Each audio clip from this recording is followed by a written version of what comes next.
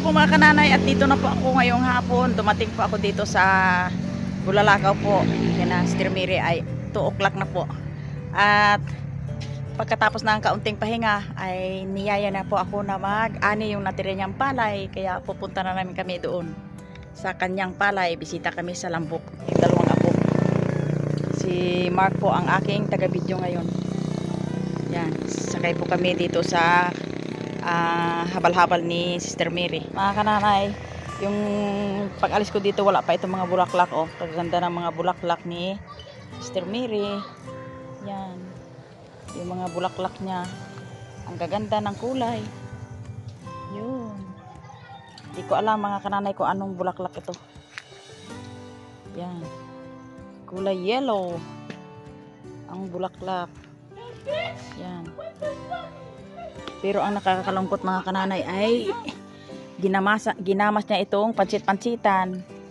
Ito maganda mga kananay ito sa. Ayan po mga kananay ang bulaklak, oh, ang ganda. Yan, mga bulaklak mga kananay. Dito na ulit kananay sa yaya kami papuntang mountain side. Dahil kami yung natirang palay ni Sister Mary. Baka di marinig. Okay lang yun. Wala ka. Dito na naman si kananay.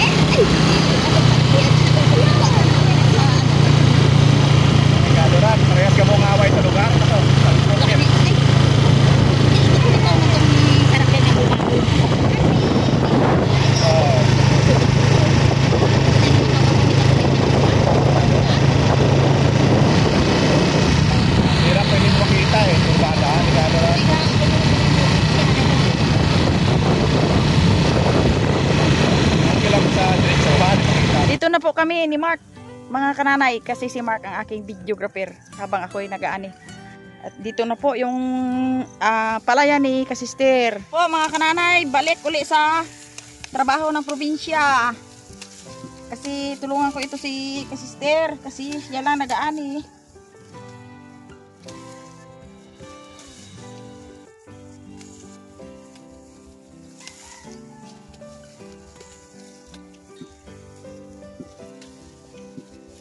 Ang iba ay nagabayo na eh. Oo, sarap yan. Yun. Ayos.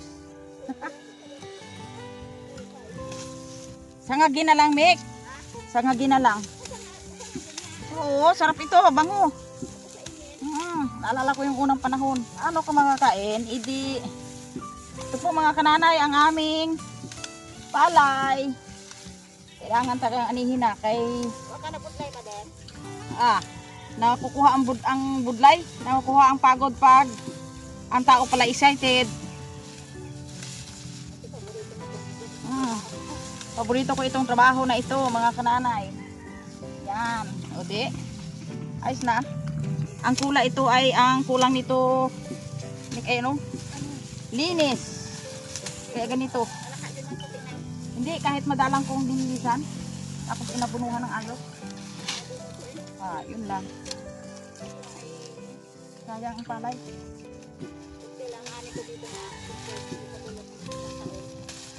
Napabayaan, daming damo.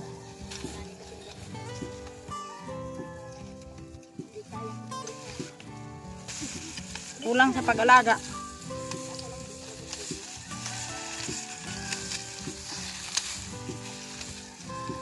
Kulang ang pag-alaga ng palay.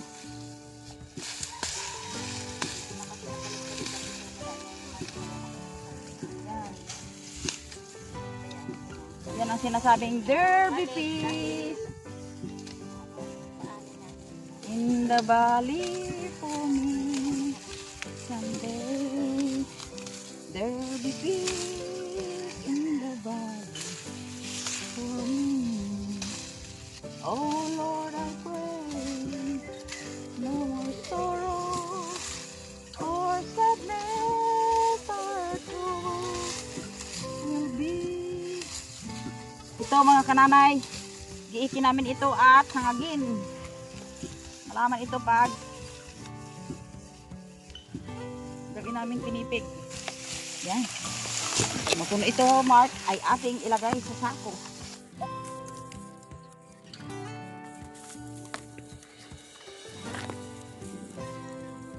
Ayan ang palay. Hindi ganito ito pag naalagaan. Malalaki ang kanito. Next time. Ganda.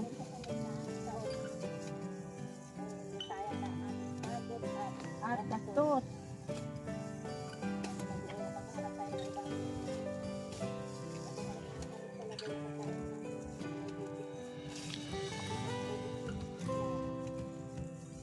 Kita ay hindi fly.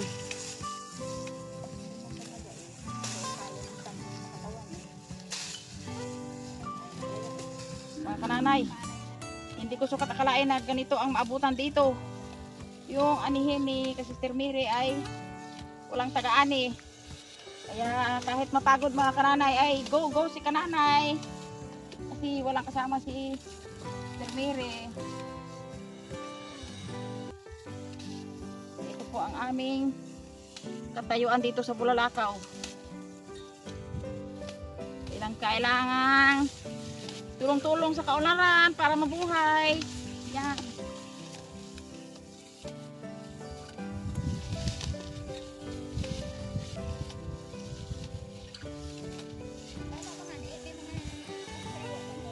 Oo, ay iwanan yan.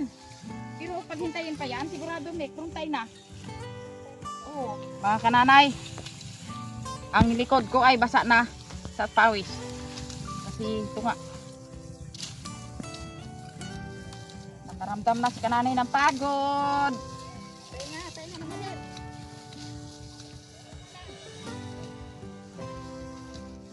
Papunta na sa pahapon, alas 5 na yata. Isang oras pa. Isang taon pa yung demonik eh.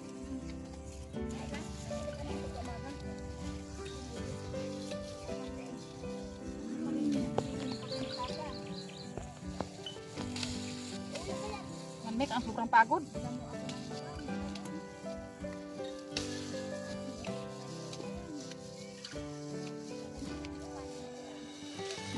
Balik-balikan ba yan? Hindi sa kawawa, talagang busong inabot mo.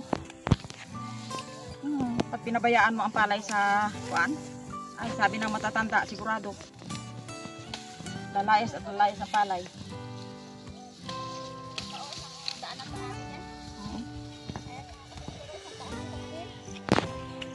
Isang puntahan pa dito yan. Kapoy! Kapoy doy, kapoy.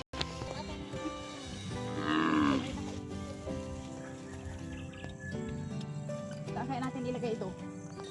Yan po. Si Mark ay maghahulog ng aming pantatlong lagayan na. Dami na. Ba? 3 basket na. 3 laundry basket na ba?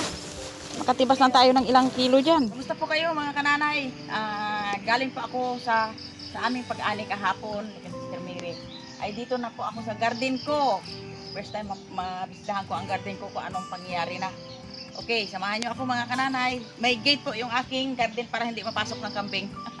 Mga kananay, oh, yung aking mga blueberry pala na ano pala lahat. Tumubo lahat, oh mga kananay, oh. Tingnan mo. Yun. Yan, ang aking mga blueberry. Yung tinanim ko dito, oh, dami-daming bunga. Yun, oh. Oh, dito, oh. Yun. Saka dito, oh. Yun, ang aking blueberry.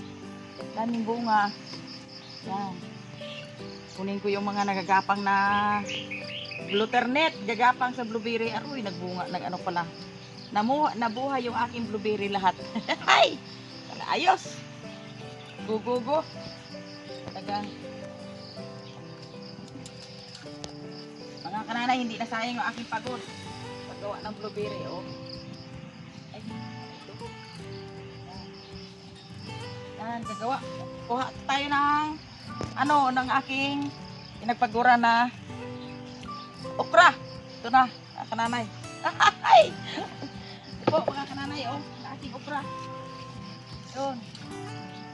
May mga bunga. Ayun, ang blueberry ko. Ay! Dami, ano pala lahat. Tumubo yung aking mga blueberry, hindi namatay. Yan, oh. Bawasan natin ng dahon para bumunga siya. Yan, ang dami, ganda. Nako, ang malungkot ito mga kananay, yung iba nagurang. Yan.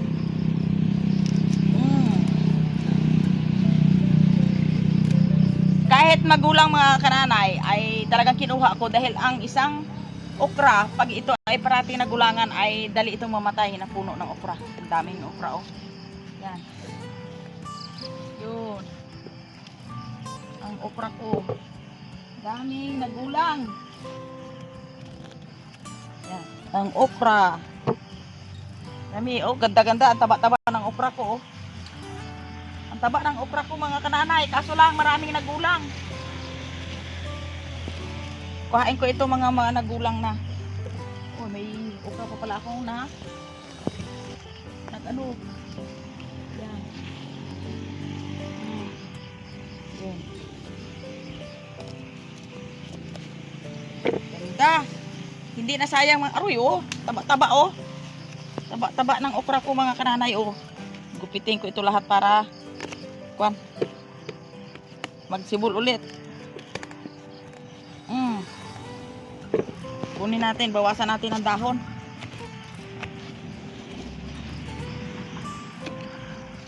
Yan.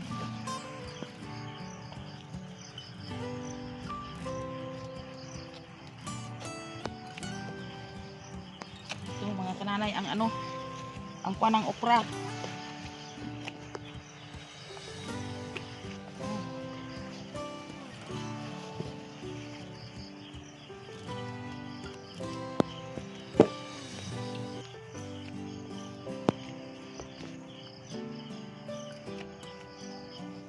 Oh, ang dami. Nagulang, oh.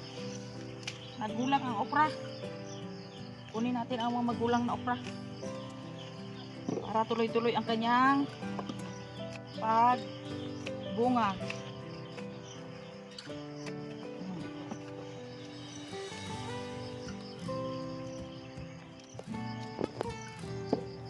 Oh, sayang ang okra, oh. Nagulang. Hindi na sunod kaagad. Sabi ni Sister Mary daw ay halos sinawa na daw sila ng okra kaya hindi kaagad na kuha. Yan.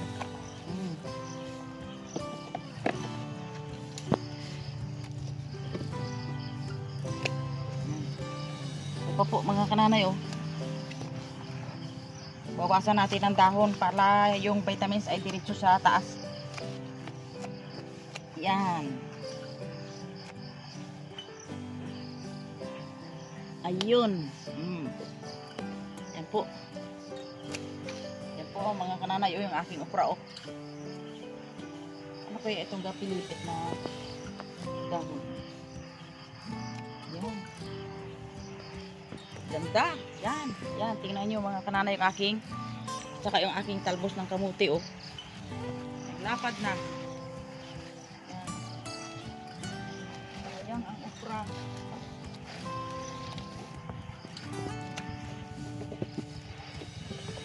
Bawasan natin ang dahon para hindi siya mapan. Tingnan nyo mga kanana yung okra oh, nagsalingsing. Yan, puno ko pa pala ito oh.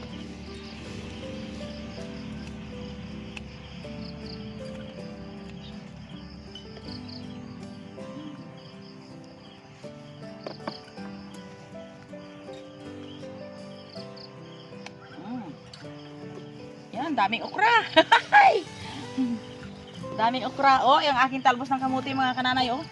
Hindi lang doon sa Kalapan. Hindi lang sa Kalapan ang maraming talbos ng kamuti dito rin pala. Ayos.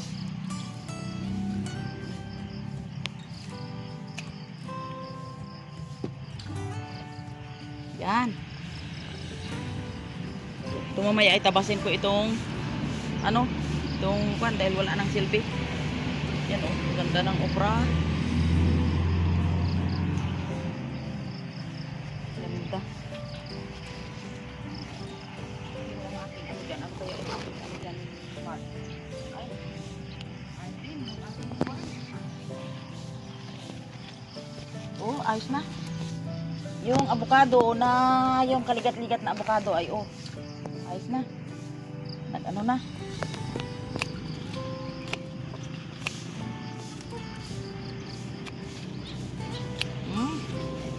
Ganda ng blueberry. Ano yun, ang ano? Blueberry oh. Halos na lahat ay sumibol. Yun, teka. Tuloy natin yung doon ko baka. Yan, ganda oh, daming bunga. Ay, praise God, ang bunga ng aking blueberry. So, ang gawin nyo mga kananay sa okra, bawasan ang dahon para yung abono, yung vitamins ng puno ay diretso sa bunga. Daming kwan. Diba? Matigas. Mamaya mo. Yun. Ito ay magalaman ito, Mark. Yan o. Yan, magalaman yan. Doon mamaya. Po mga kanana yung aking ano, yung aking bakod na natumba. Ayusin ko. Napagap ng kambing. Yun. Wow.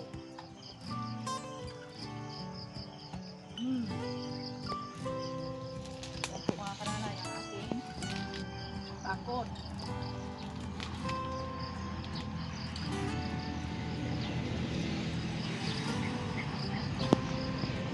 Kasi mga kananay, pag ito ay napasok ng aking garden, ay ubos ang okra at mga kananay, nagsibol yung aking luya. Kulang lang sa linis. Yan. Ayos yan. Diretso. Bago yung iba. Ano kaya? Sibol kaya yun?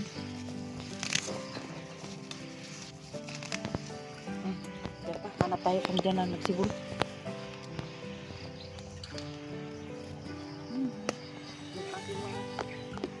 Oh, yan oh. Mark. Sibol ang luya ko oh. Yan. Yan oh, mga kananay, ang luya kong tinanim pag alis. Ay, natumba, ay naputol. Sayang yung isa, naputol. Naputol. Yan. Ayos ah. Basta't itanim mo sa lupa, talagang siguradong sisibol. Yung iba oh. Ay, naku, nagkipis na. Nagkipis yung ibang luya, mga kananay.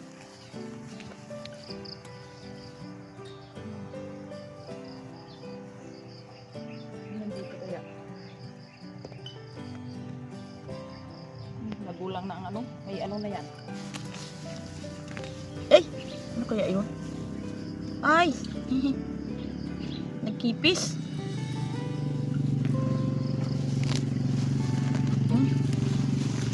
Yan oh, yan. Gaano na ito?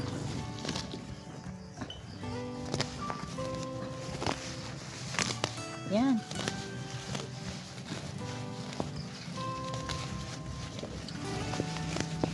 Ayun.